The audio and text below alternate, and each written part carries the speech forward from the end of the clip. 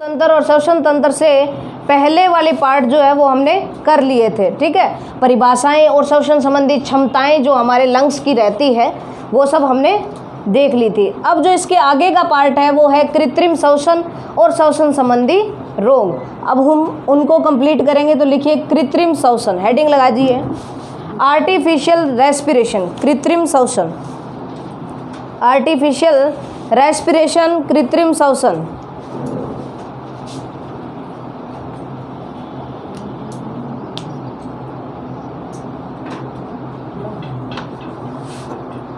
देखिए कृत्रिम श्वसन क्या हो सकता है, artificial respiration in your opinion क्या हो सकता है।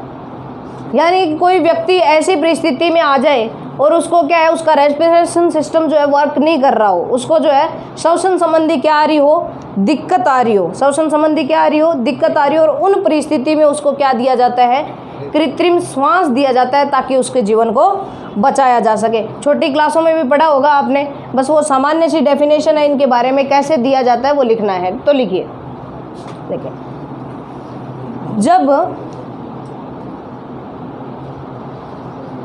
किसी घटनावंश, जब किसी घटनावंश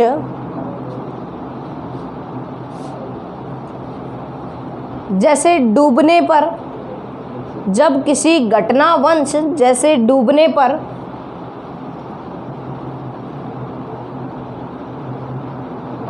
विद्युत प्रघात होने पर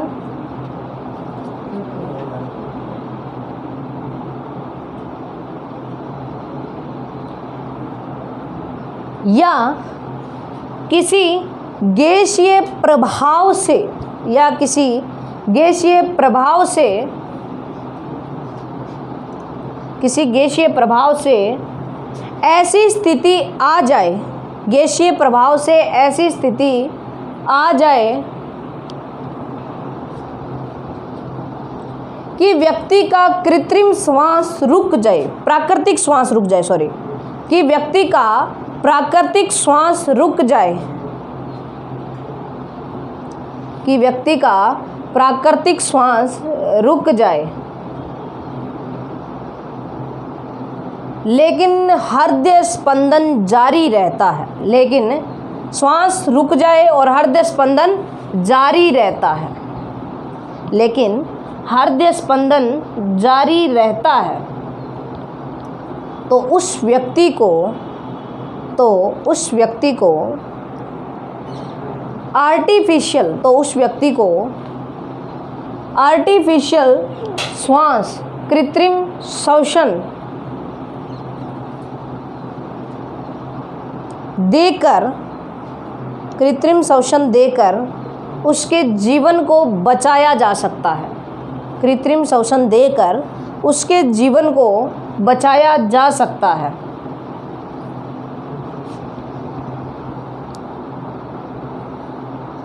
जिससे, कृत्रिम श्वसन देकर व्यक्ति को बचाया जा सकता है, जिससे उसके श्वसन के अंदर फिर से सक्रिय हो जाते हैं, जिससे उसके श्वसन के अंदर फिर से सक्रिय हो जाते हैं, एक्टिव हो जाते हैं, जिससे उसके श्वसन के अंदर फिर से सक्रिय हो जाते हैं।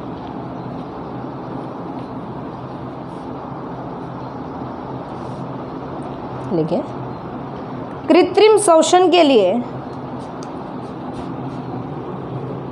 सर्वाधिक प्रचलित विधि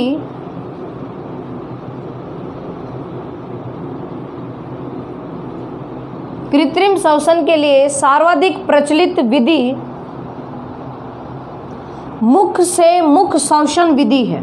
सर्वाधिक प्रचलित विधि मुख से मुख श्वसन विधि है। सर्वाधिक प्रचलित विधि मुख से मुख श्वसन विधि है, जिसमें अलग अलग लाइनों से लिख लेना, स्टेप टू स्टेप, जिसमें रोगी को सीधा लेटाकर, जिसमें रोगी को सीधा लेटाकर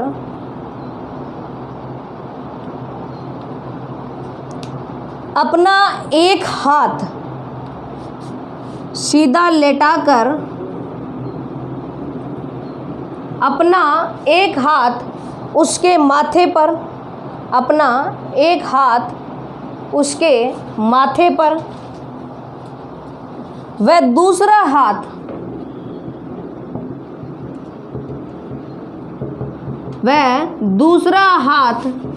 गर्दन, वह दूसरा हाथ गर्दन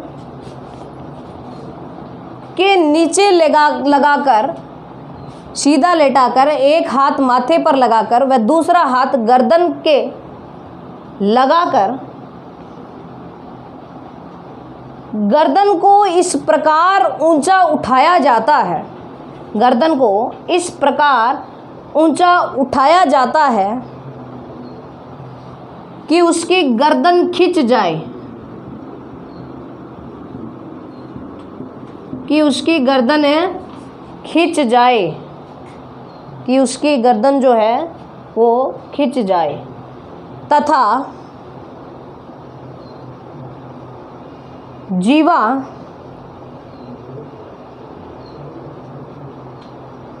गले के पिछले भाग से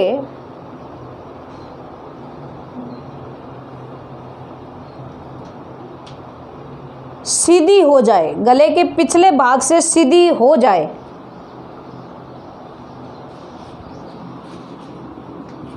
और बंद श्वसन मार्ग खुल जाए,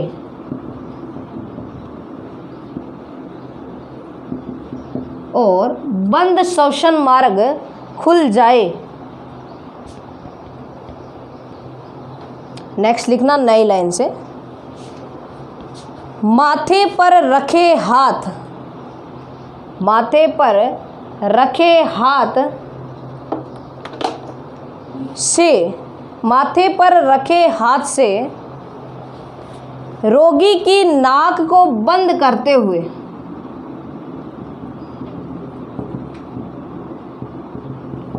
माथे पर रखे हाथ से रोगी की नाक बंद करते हुए कृत्रिम श्वसन देने वाला व्यक्ति, नाक बंद करते हुए कृत्रिम श्वसन देने वाला व्यक्ति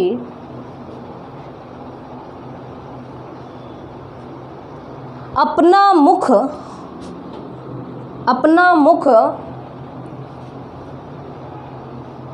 रोगी के मुख पर, अपना मुख रोगी के मुख पर इस प्रकार सेट करता है, इस प्रकार सेट करता है कि मध्य में वायु अवकाश ना रहे,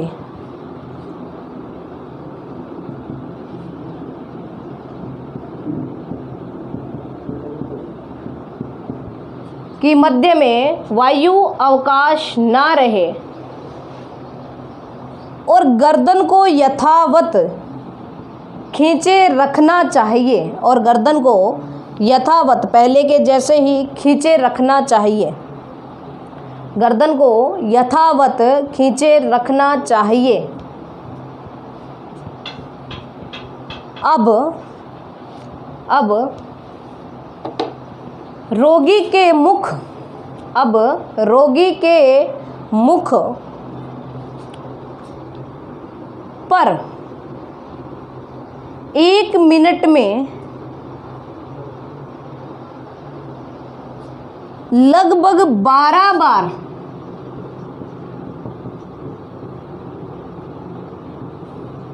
एक मिनट में लगभग 12 बार ज्वारीय आयतन से दुगनी हवा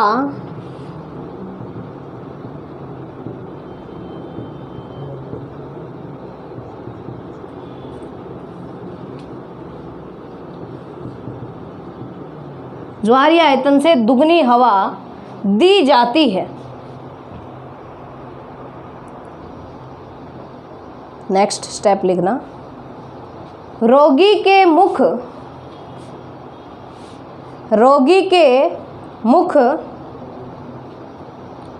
व नाक को खुला छोड़ते हुए, अब जो नाक पकड़ा था ना उसको खुला छोड़ दिया जाता है।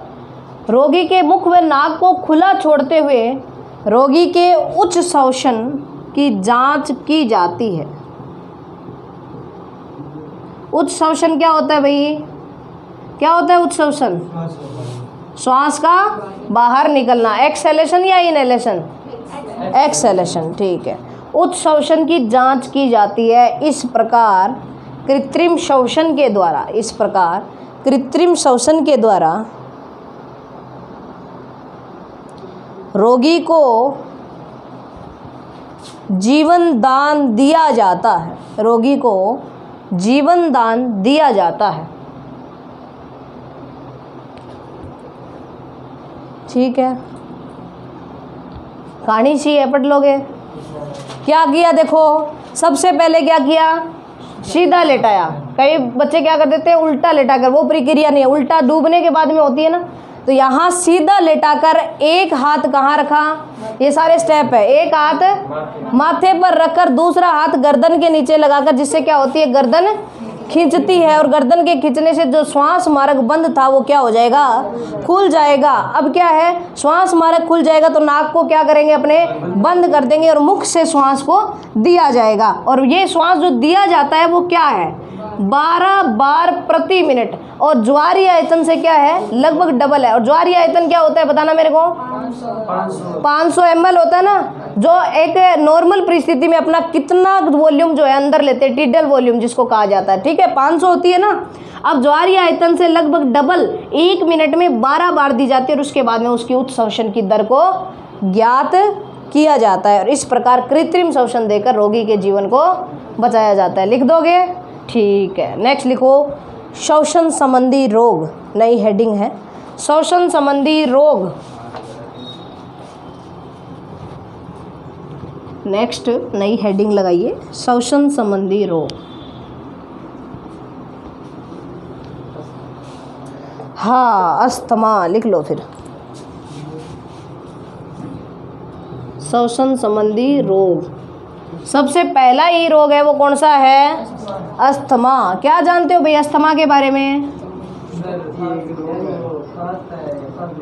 दमा भी कहते हैं क्या इसको? हाँ, जब श्वास छोड़ता है तो कैसी आवाज आती है? सीटी जैसी। आपके एनसीईआरटी में पीछे क्वेश्चन भी दिया हुआ है, किस रोग में श्वास छोड़ने पर सीटी जैसी ध्वनि सुनाई देती है? तो वो कौन सा है? अस्थमा। तो लिख लीजिए अस्थमा के बारे में। इस रोग में रोगी को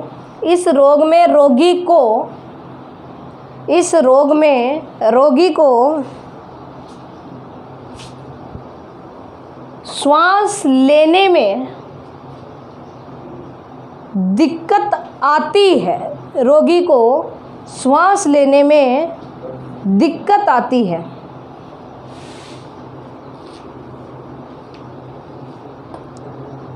सामान्यतः यह रोग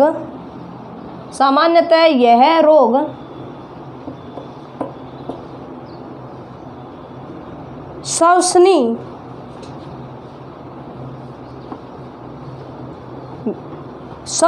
में श्लेष्मा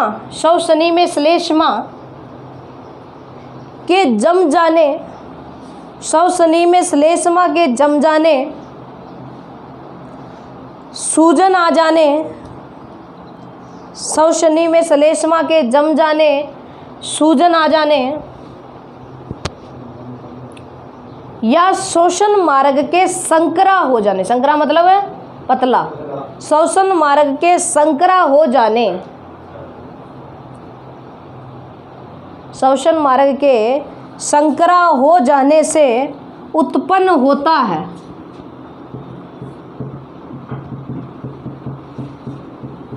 श्वसन मार्ग के संकरा हो जाने पर उत्पन्न होता है। देखिए नेक्स्ट, इस रोग की शुरुआत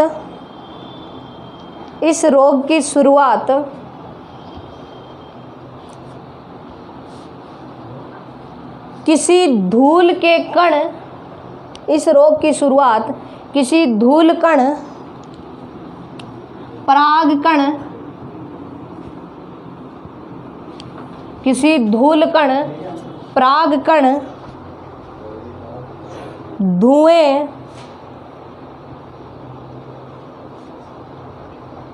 धूम्रपान,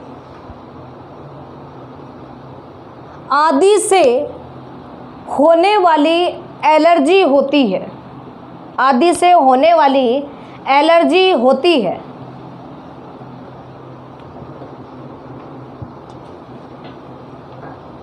जिससे व्यक्ति को श्वास लेने में दिक्कत आती है, जिससे व्यक्ति को श्वास लेने में दिक्कत आती है,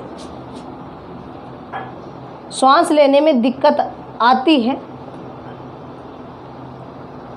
और उच्च श्वसन के दौरान एक्सहेलेशन, उच्च श्वसन के दौरान क्या सुनाई देती है? सीटी की ध्वनि सुनाई देती है।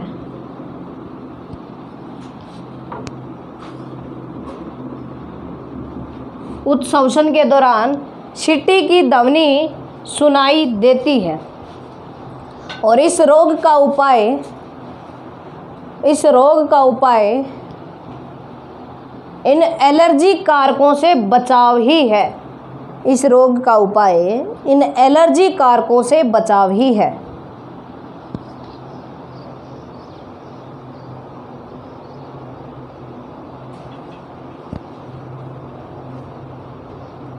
ठीक है। इसके अलावा एंटीबायोटिक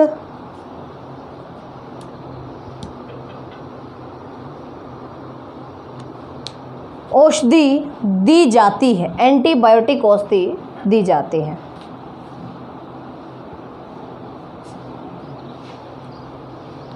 नेक्स्ट दूसरा लिखना, श्वसनी शोध।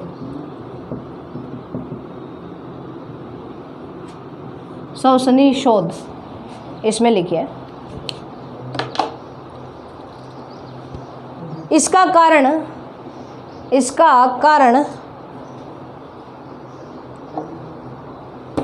श्वसनी में आंतरिक सूजन है।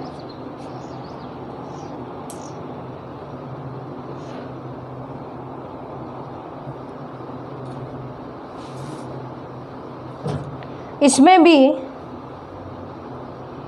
कुछ रसायनों के प्रभाव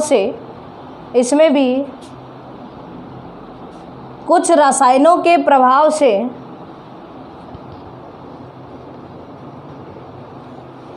श्लेष्मा का जमाव होता है। कुछ रसायनों के प्रभाव से श्लेष्मा का जमाव होता है।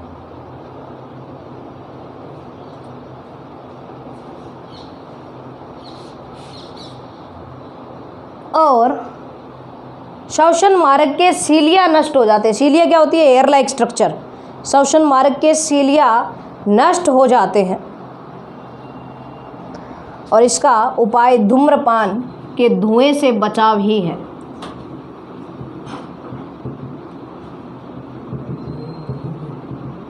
धूम्रपान से बचाव ही है, रीजन सेम है। तीसरा लिखना, वातस्फीति।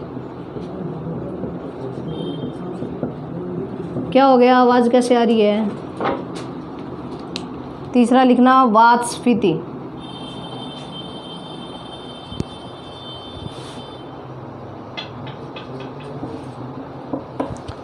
इस रोग में अत्यधिक धूम्रपान करने से कुपिका की भित्तियां धीरे धीरे नष्ट हो जाती है। कुपिका कौन सी?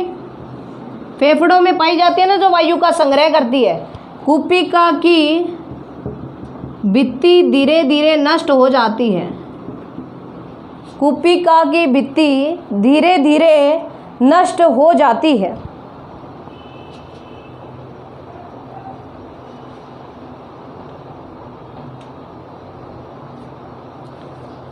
और फेफड़ों में वायु के स्थान फैलकर बड़े हो जाते हैं। फेफड़ों में वायु, अब भित्ति नष्ट हो जाएगी तो वो स्थान क्या होएगा? फैलेगा। फेफड़ों में वायु के स्थान फैलकर बड़े हो जाते हैं।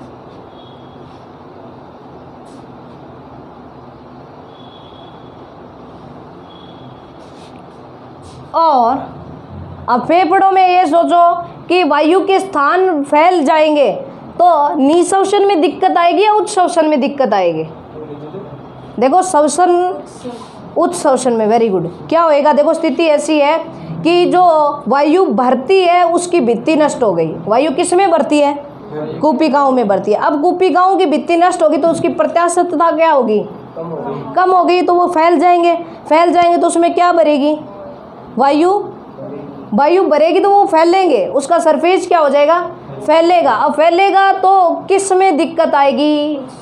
उच्च श्वसन में दिक्कत। आपको पता है कि जब सरफेस कम होती है, वायु दाब क्या होता है? कम होता है। सरफेस कम होएगी तो वायु दाब बढ़ेगा, सॉरी, सरफेस कम होती है तो वायु दाब क्या होएगा? बढ़ेगा। और वायु दाब बढ़ने के कारण वो वायु कहाँ जाएगी?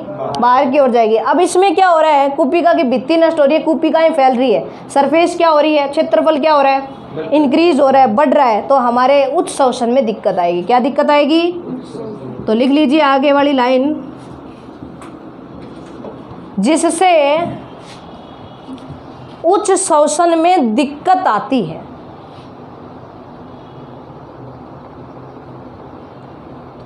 साथ ही फेफड़ों की प्रत्यास्थता, साथ ही फेफड़ों की प्रत्यास्थता कम हो जाती है।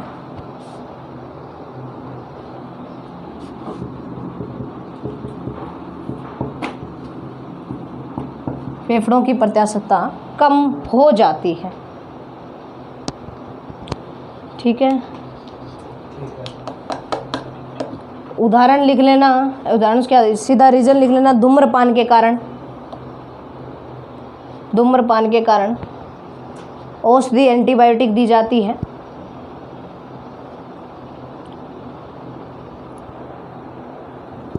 Next, pneumonia. न्यूमोनिया, न्यूमोनिया में लिखिए। हाँ, न्यूमोनिया लिखिए, भी लिखिए, जल्दी लिखिए। यह स्ट्रेप्टोकोकस न्यूमोनी के द्वारा होता है। यह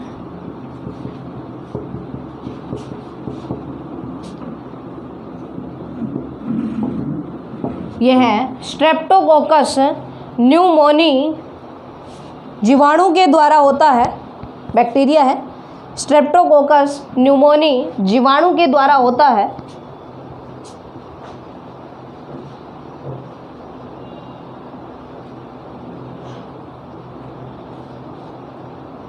इसमें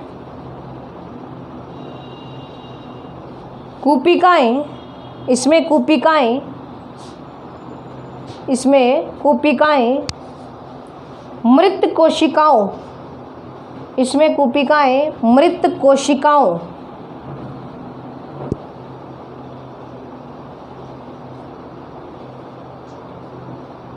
तथा फ्लूइड तरल से भर जाती है। मृत कोशिकाओं व तरल से भर जाती है। फेफड़ों में सूजन आ जाती है। फेफड़ों में सूजन आ जाती है। फेफड़ों में सूजन आ जाती है और सांस लेने में कठिनाई पैदा होती है। और श्वास लेने में कठिनाई पैदा होती है।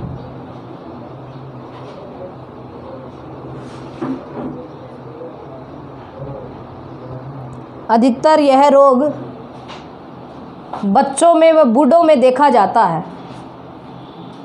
बच्चों में न्यूमोनिया होता ही रहता है ना। वो एक सीरीज सी लगी हुई नहीं देखी उनके यहाँ हाथ पे कि क्या हो गया, कि न्यूमोनिया हो गया। यह अधिकतर बच्चों तथा बूढ़ों में होता है।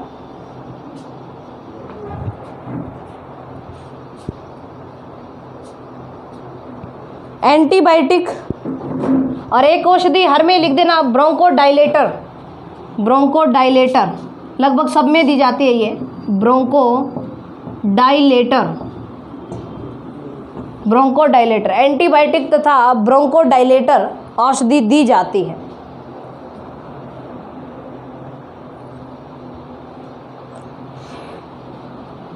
नेक्स्ट भी लिखना, फेफड़ों का कैंसर। फेफड़ों का कैंसर, बस एक, फेफड़ों का कैंसर, फेफड़ों के कैंसर में लिखिए किसके कारण होता है कैंसर, फेफड़ों वाला धूम्रपान। ये देखिए धूम्रपान के कारण, रीजन धूम्रपान के कारण, धूम्रपान के कारण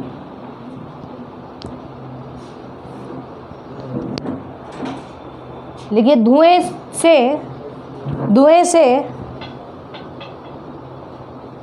श्वसनीय उपकला। अब देखो कैंसर क्या है, अनियमित विभाजन ही कैंसर है ना, तो इसमें क्या होती है, जो श्वसनी की उपकला होती है ना, इस धुएं से एक्साइटेड उत्तेजित हो जाती है और वो इससे उत्तेजित होकर लगातार क्या करती है, डिवीजन करती है। जब कोशिकाओं में लगातार डिवीजन होता है तो उसी स्थिति को क्या कहा जाता है, कैंसर कहा जाता है। लिखिए फिर, धुएं से श्वसनी की उपकला उत्तेजित होकर अनियंत्रित कोशिका विभाजन करती है, अनियंत्रित कोशिका विभाजन करती है,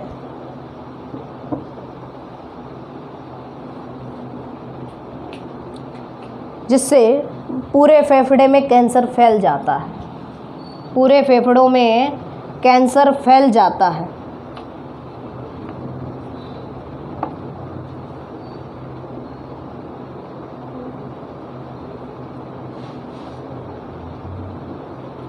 नेक्स्ट लिखना सिलिकोसिस, यहाँ लिख दूँ क्या, दिखाई दे रहा है क्या, ठीक है। सिलिकोसिस, औषधि वही है सब, औषधि कुछ नहीं है इसकी, कैंसर है ना। सिलिकोसिस लिखो।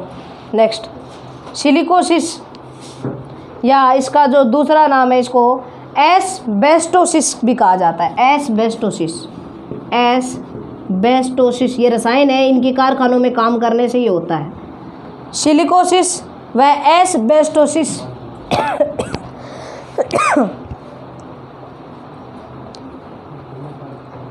सिलिकोसिस, एस्बेस्टोसिस लिख लिया, इसमें लिखो जल्दी से। ऐसे श्रमिकों में ये रोग, ऐसे श्रमिकों में ये रोग पाया जाता है, ऐसे श्रमिकों में ये रोग पाया जाता है, ऐसे श्रमिकों में यह रोग पाया जाता है जो सिलिका व एस्बेस्टोस, इस तरह लिख लेना, एस्बेस्टोस,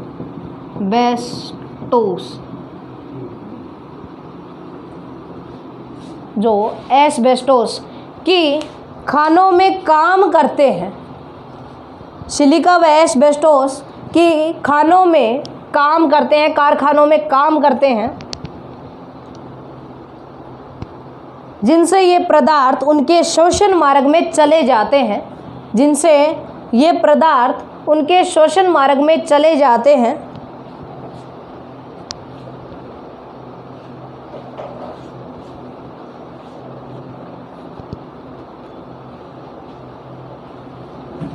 और फेफड़ों में सूजन व तंतु में ऊतकों में वृद्धि करते हैं, फेफड़ों में सूजन व तंतु में ऊतकों में वृद्धि करते हैं।